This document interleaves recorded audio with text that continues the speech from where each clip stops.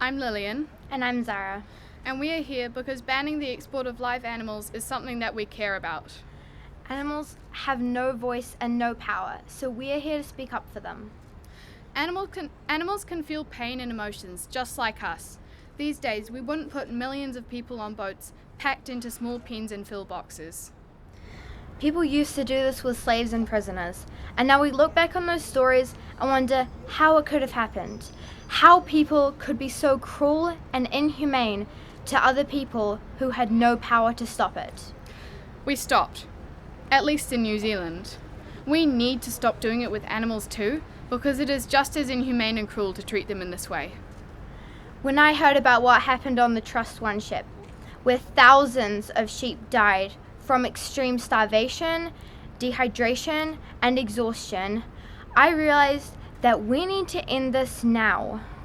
Even though we banned live export for slaughter, animals exported for breeding still go through the same suffering, and it doesn't even end once they get there. In New Zealand, we pride ourselves on our kindness and empathy. Our government has introduced a well-being budget designed to deal with all sorts of social issues to help people in need. But animals need help too. We can't just overlook their suffering in order to create the sort of society that we want to live in, that I want to live in. We need to be kind to everyone, including the animals. Mahatma Gandhi once said that you can judge a society on how it treats its weakest members. Right now, animals are pretty much the weakest members of our society.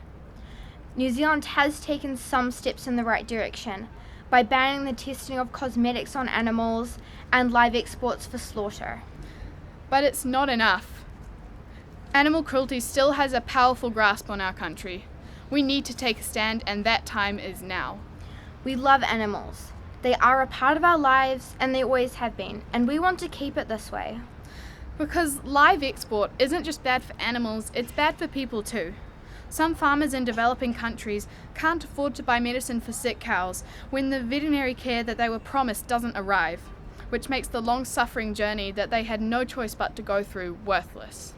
So we encourage you all to take a moment to think, not about the small problems of your own lives, but about the creatures, the animals, our friends, who deserve much, much better.